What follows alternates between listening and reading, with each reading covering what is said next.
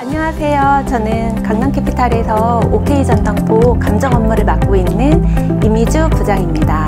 네, 오늘은 제가 여기 10년 동안 감정에 대해서 경험하면서 수집했던 고급 정보 팁을, 감정 팁을 안내해 드리려고 해요. 저희가 취급하는 물품은 이제 기금속이 있고, 그리고 보석 종류, 흔히 아는 다이아몬드, 사파이어, 에메랄드 이런 종류들이 있고요. 그런 다음에 우리가 이제 흔히 여성분들이 많이 즐겨드는 이제 명품 백들 있죠. 샤넬, 루이비통, 에르메스 이런 백 종류 위주. 그런 다음에 이제 명품 시계, 명품 시계라고 하는 건 이제 고가의 시계일 수도 있지만 이제 중저가 정도의 이런 시계들도 이제 저희가 감정을 하고 있었던 사연들. 그리고 기타 악기, 전자제품 이런 것도 다 취급을 하고 있어요. 근데 이제 여러분들이 아시면 좋을 만한 이제 조금 감정 팁들, 좀 고가 위주로 좀 설명을 드릴까 해요.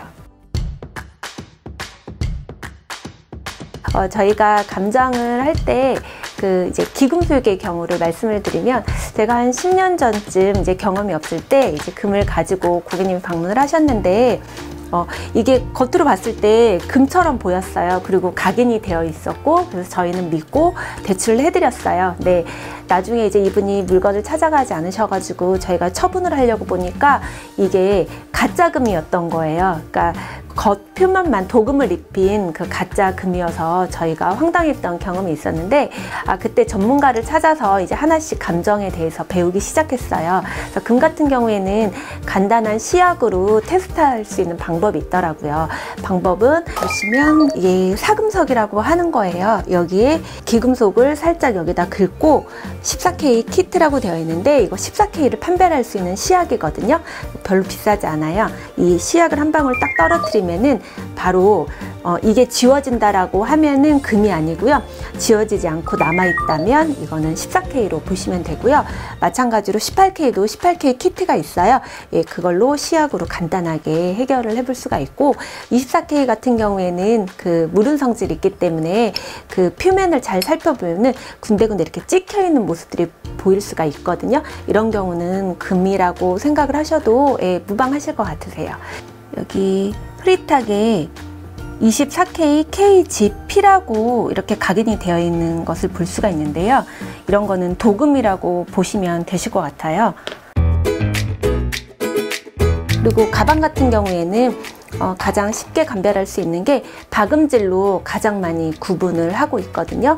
박음질 간격이 일정해야 되는데 간격이 일정하지 않거나, 아니면 조금 디테일 부분에서 삐뚤빼뚤하다라고 하면은 이거는 조금 의심을 해볼 수가 있어요.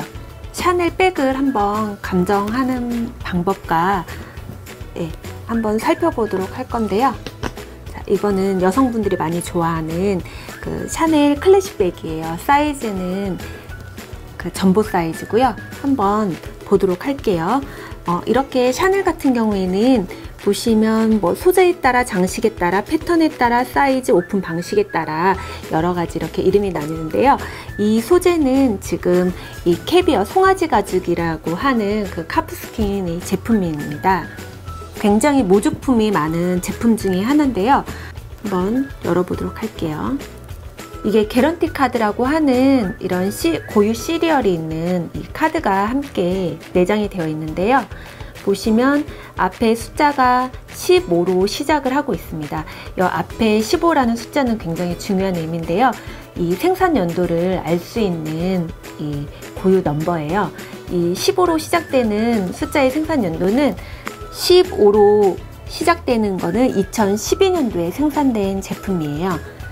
그러니까 이 제품은 지금 7년이 지난 모델이죠. 이게 매장가에서는 700만 원대를 하고 있고요. 중고로는, 이건 이제 연식이 좀 오래되었기 때문에 중고로도 300만 원대를 호가하는 제품입니다. 보시면 이 개런티 카드에서 15번대라고 말씀드렸잖아요. 그러면 이 제품이 15번이 정말 맞는지 궁금하시겠죠? 그래서 이 가방에도 내부 홀로그램을 부착을 해두었습니다. 이거는 투플랩이라고 하는 제품이고요. 이 덮개가 이렇게 2번 이렇게 감싸져 있고요. 안에를 살펴볼게요. 말씀드린 시리얼이 이 안쪽에 이 가방 안에 부착된 홀로그램이 이 개런티 카드와 정확히 일치하다라는 거 볼 수가 있어요. 근데 요즘에는 이런 제품도 이 개런티 카드뿐만 아니라 홀로그램이 다 정확하게 위주가 돼서 나오고 있어요.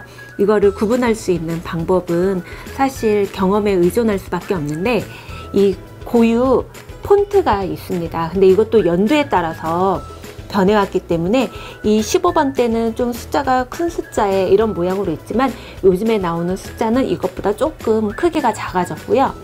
손으로 만져봤을 때 약간 거친 느낌이 든다라고 하면은 이거는 정품에 가까운 제품이에요.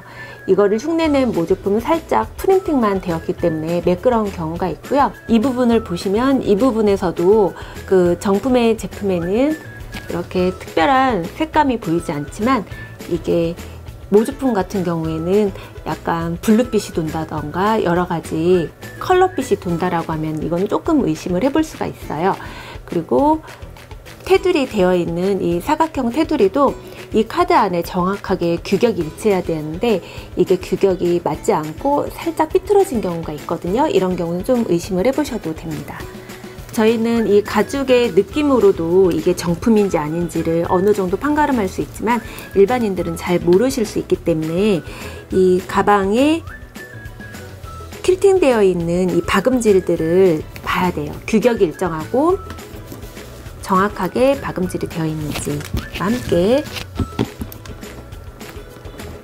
네, 닫았을 때 이 다이아몬드 퀼팅이 이렇게 일자 라인으로 이렇게 평행을 유지하고 있습니다. 이런 것도 감정 포인트 중에 하나고요. 제가 중요시하는 부분 중에서 또 하나인 부분은, 네, 가방과 덮개를 연결하는 이쪽에 그 박음질이 되어 있어요. 네, 이것도 오리지널 제품과 모조품에서는 조금 다른 형태를 보이는 경우들이 많이 있어서 일단 이 부분을 먼저 좀 중시해서 보고요. 지금 이쪽에 샤넬 시그니처와 함께 이렇게 나사가 있는데, 여기 보시면 이게 매끄럽지 않은 제품들이 있어요. 이런 경우는 가품이라고 보시면 되고요. 정품은 비교적 매끄럽게 이렇게 코팅이 되어 있는 걸 보실 수 있습니다. 그 밖에 이제 시계 같은 경우도 특히 모조품이 많은 제품 중에 하나가 또 명품 고가 시계예요. 네, 시계 같은 경우에도 보면은 겉은 일반인들은 전혀 알 수 없어요. 그러니까 디자인이나 모든 게 동일해 보이기 때문에. 근데 저희 같이 이제 오랫동안 정품을 많이 본 이런 전문가들 같은 경우에는 이렇게 제품을 보시면 가죽의 밴드 상태가 일단은 뭐 매끄럽지 않은 정도, 그런 이제 기본적으로는 무게와 질감으로 처음 딱 그 감각을 느끼게 되고요. 그의 자세한 거는 마찬가지로 현미경으로 들여다보고 있고, 그걸로도 만약에 판별이 어렵다 그런 경우에는 내부 안을 들여다봐서 이제 무브먼트로 그 정품 유무를 감별을 하고 있습니다.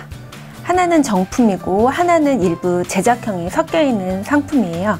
그거를 구별할 수 있는 방법에 대해서 말씀을 드릴게요. 이 롤렉스 제품에는 12시 방향에는 이렇게 모델 번호가 각인이 되어 있고요. 6시 방향을 오픈을 해보면은 이게 고유 생산 연도를 알 수가 있어요. 12시 방향 쪽에 18238이라고 보이는 거는 이 제품의 모델명입니다. 네, 이렇게 비교적 깨끗한 모습을 볼 수가 있습니다. 지금 이 부분들은 정품에서만 볼 수 있는 고유 각인의 그 형태인데요. 이거는 육안으로는 보기가 쉽지 않고요. 일반 루페나 현미경으로 촬영을 해야 되고, 간단하게 다이소에 가시면 이런 미니 그 현미경이 있거든요. 이거를 여기 렌즈에 부착을 하시고 이렇게 들여다보면 잘 보입니다. 이 전당포를 이용하는 사람들한테 제가 가끔 이제 문의를 드려보면은 그 제품을 팔기 아까워하는 이유 중에 하나가 추억이 남겨져 있기 때문이에요. 예를 들면 부모님께서 물려주셨던 뭐 제품이라든가, 아니면 뭐 남자친구한테 선물을 받은 제품인데 이걸 돈이 급하다고 헐값에 넘기면 안 되잖아요. 그러니까 이거를 간직하고 싶으니까 잠시 여기에 맡겨두었다가 뭐 하루 이틀 사용하고 찾아가시는 경우도 있고, 뭐 사정이 안 되시면 몇 개월 이용하시다가 찾아가시는 경우도 있었습니다. 찾아가시면서 뭐 저렴한 이자로 잠시 이용하고 찾아갈 수 있게 되어서 감사하다라는 얘기도 해주시는 고객분들이 계시고요. 뭐 잠깐 이용할 수 있고 또 서류가 복잡하지 않다라는 거, 이런 면에서 추천을 드리고 싶습니다. 예전에 그 전당포 하면 창살 있는 곳에서 이용을 했었다고 하면은 요즘에는 깔끔하고 모던한 분위기에서 그 이용을 할 수 있다라는 점에서 정가는 많이 달라진 것 같아요. 영화 아저씨에서 전당포를 저는 이제 굉장히 인상 깊게 봤는데, 그런 어둡고 무서운 이미지가 아니라 앞으로 쉽게 이용할 수 있다는 점에서 저희 OK 전당포를 많이 찾아주셨으면 좋겠습니다. 감사합니다.